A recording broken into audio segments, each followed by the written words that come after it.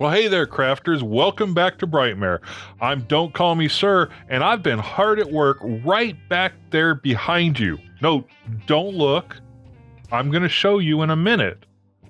Just watch the video. So I've just finished harvesting all of my carrots and wheat, and what's really cool is that now, instead of just like finding some place to throw all these seeds away at, I can use them to make bone meal, which is really cool because bone meal is something that I like to have. I like making bone blocks for a lot of things, so yeah, I'm really digging these composters.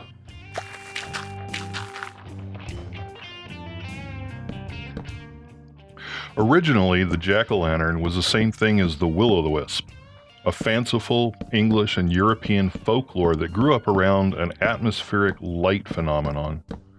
A wisp is a small torch, and Will was the poor lost soul who carried the wisp through the bogs and marshes. Jack was just his cousin, carrying a lantern instead.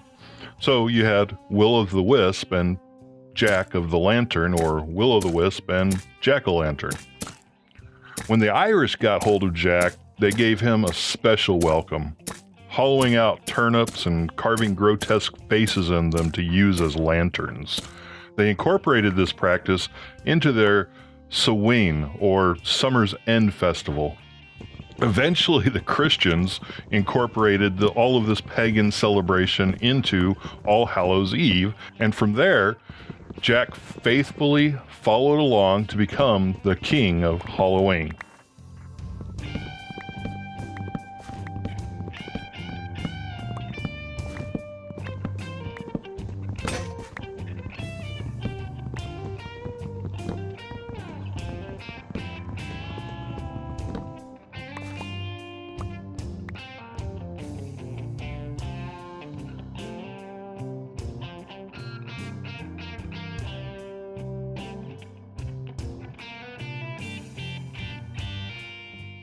Scarecrows have been used on farms for thousands of years. A Japanese book from the year 712 features a scarecrow, which is a god that cannot walk but knows everything about the world.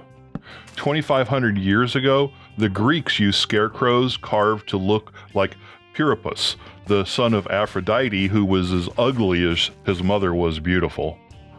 But the Egyptians are the first people in recorded history to use them. They made frames with nets in their fields, and then they hid and scared quail into the nets, protecting the crops and adding some meat to the pot in the bargain. My aims here are a little less lofty. I just want these jack-o'-lantern scarecrows to keep my fields lit and stop mobs from spawning.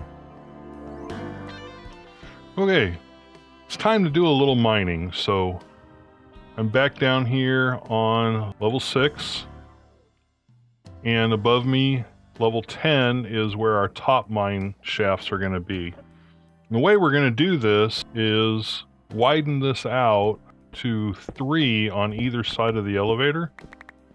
And this is going to be our main shaft. It's going to be pretty big. 1, 2, 3, 4, 5, 6, 7, 8, 9, 10. It's going to be 10 wide.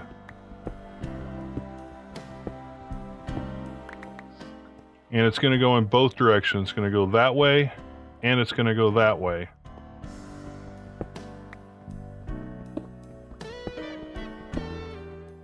Okay. So I'm going to leave 3 in between each side shaft. The reason for that is, other than emeralds, which we have right there, most every vein, every ore occurs in multi-block veins, so there's more than just one. Now, emeralds, usually just one, so if there was an emerald behind this block, I'm not going to see it. But typically, if there's some diamonds or redstone or anything like that behind this block, there's going to be one next to it on that side or on that side. So all of those minerals, redstone, lapis, diamond, coal, iron, all of that, I'm going to see. Diamonds every now and then I think can spawn with just one, but it's not very, very common. Now, I've read that you should actually go 6 instead of 4 for the most efficiency, the most efficient, but I think 3 is a good trade-off between efficient and completion, between getting pretty much all of the ore available to us and mining not a whole lot of blocks. Now, if we were to mine this one more block right here, if we were to mine right here instead of there, we would get a little bit more, but we'd mine twice as much other stuff that we don't necessarily want to mine. So this is a good trade-off, and this is what we're going to do. We're going to do 3 between, and we're going to just run our shafts down that way. Eventually, when we get down here a little ways, I'm going to put a minecart system in. I'm going to put a rail going along here, and the rail will have its own elevator. And so when we're going down a shaft, digging stuff up, we'll just come out here and dump stuff into a minecart chest, and it'll just run everything back down the hallway and dump it into an elevator and send it up, and we'll deal with it when it gets up there. But for now, we're just going to be walking. And the first thing to do is, of course, to just clear all this. See, actually, that's the floor. That's the shaft above us there. And this is its floor. And this is actually this.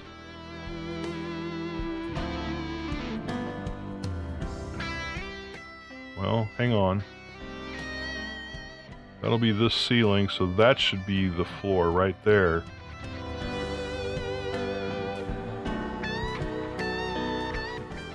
I'm on 6.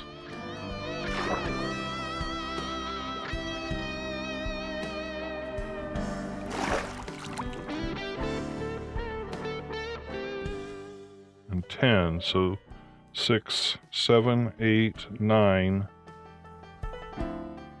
10.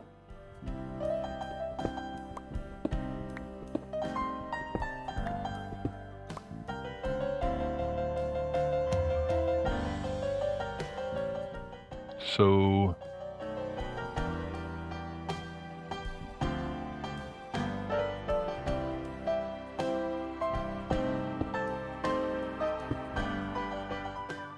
that should be like that.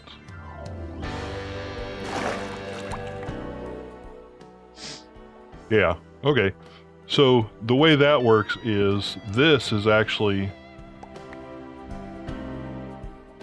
the ceiling, because in our shafts we're only going 2 high. I was just going 3 high coming out of the elevator for convenience. And then we'll stand, and then so this will be the ceiling for down here, and then that block above it will be the floor. So when we mine up there, we're exposing a new layer, not the same layer that we expose when we're mining down here. So that just increases the number of blocks that we expose per block that we mine. Oh, look at that. We got some diamonds. I'm telling you, this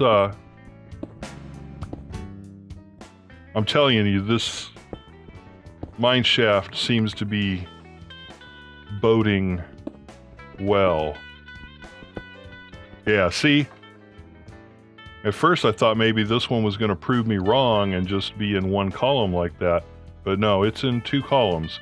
So even though we have 3 between, we're going to catch these kinds of veins.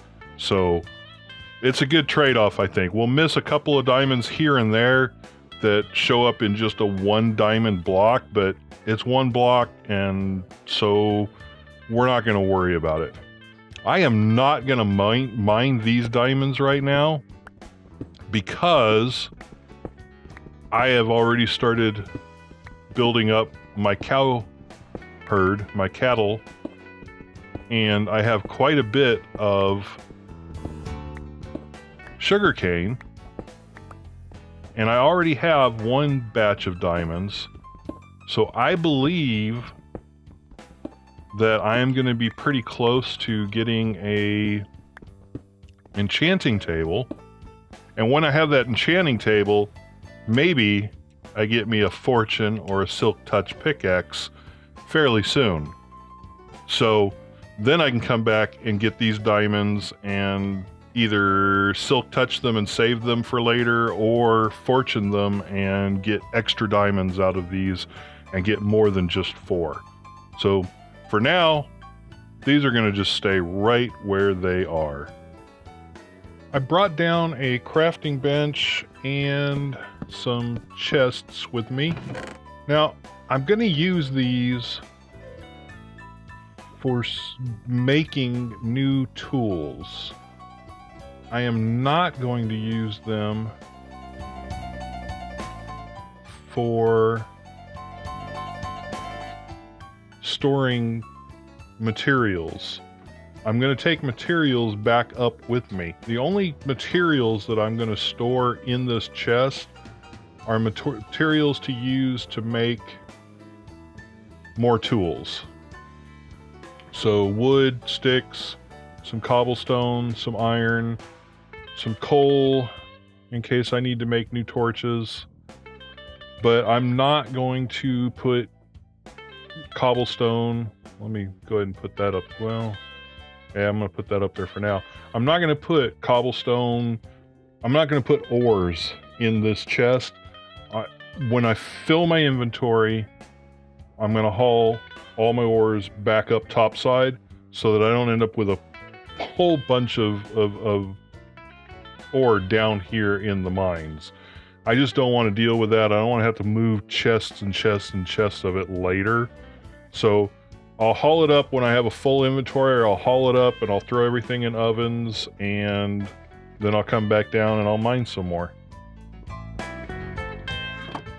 Okay, I've come back up here to level 10 instead of level 6. I'm going to start mining up here.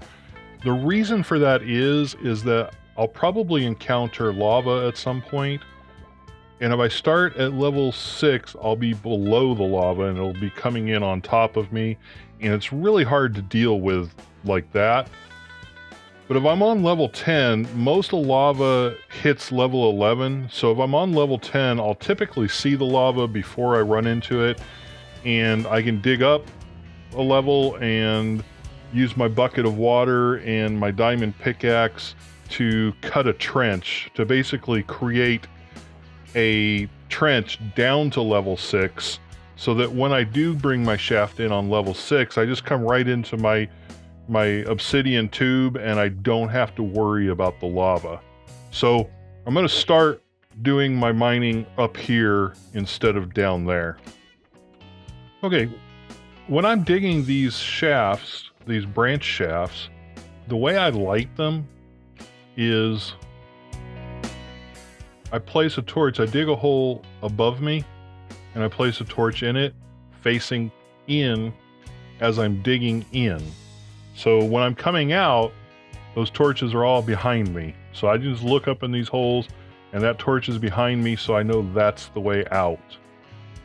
If I see the torch in front of me, I know that that's going further in. And what I do is I just dig 9 in. 6, 7, 8, 9. And I dig another hole above me, and I place another torch. And what that does is on our light level, you can see there as our light level is 11.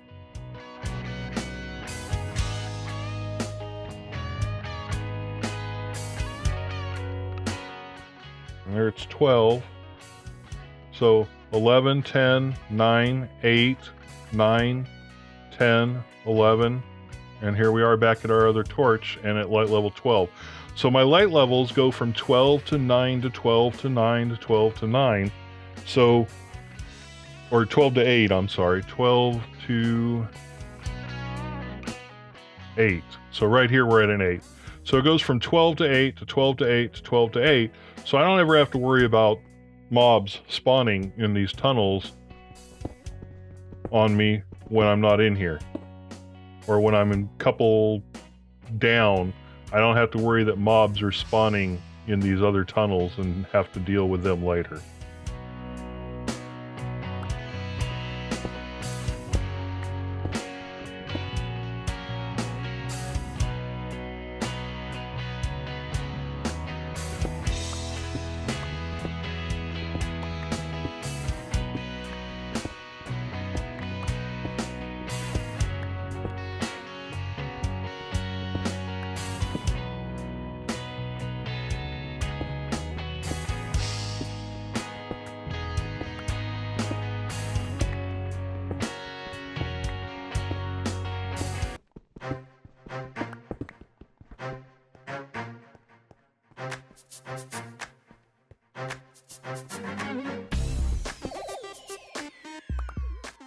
Okay, I'm pretty sure that silverfish went into this block. Yep.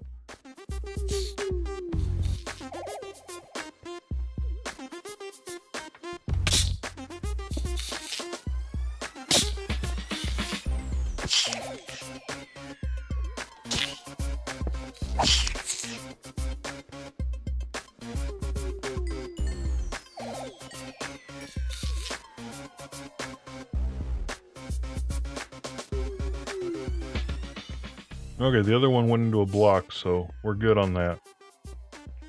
But I lost my count now. 1, 2, 3, 4, 5, 6, 7, 8, 9. Oh, another one.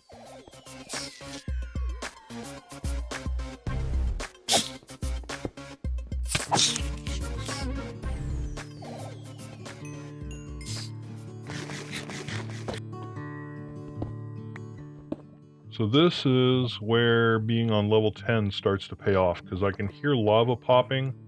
So I'm going to run into some pretty soon here, probably. So 1, 2, 3, 4, 5, 3, 4. And when I hear lava, I tend to mine further out on the top block and then come back and pick up the bottom block. So that way I can maybe see lava before it floods in on me. So that's 5, 6, 7, 8, 9. And there's the lava. Yep.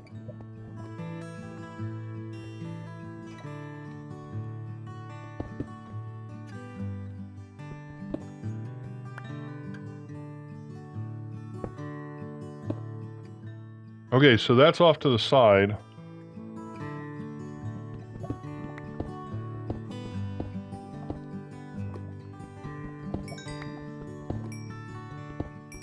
Grab this stuff before we head in there.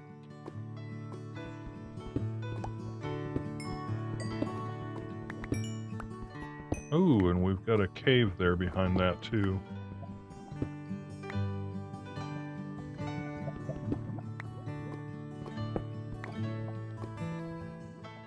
And I am going to go ahead and just turn that whole thing into obsidian. Looks like we got more lava up here. Yep, sure enough. A couple bats.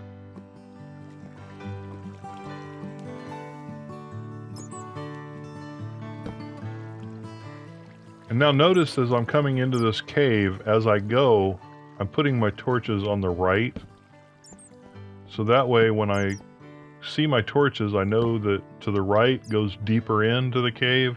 And if they're on my left, I'm going out to where I entered at.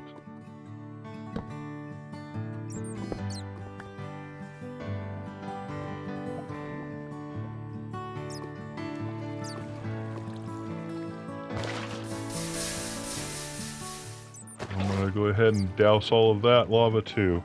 I don't like taking chances with it, and if I get to where I need lava, I can always find some. It's not like, you know, I'm gonna run into a lava shortage.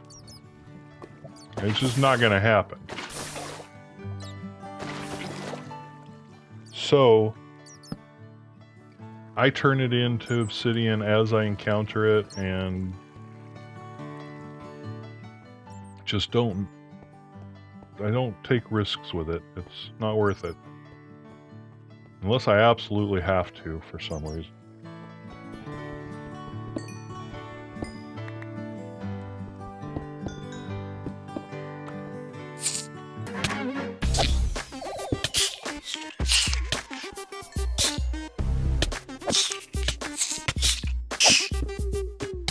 Oh man, I hate these guys.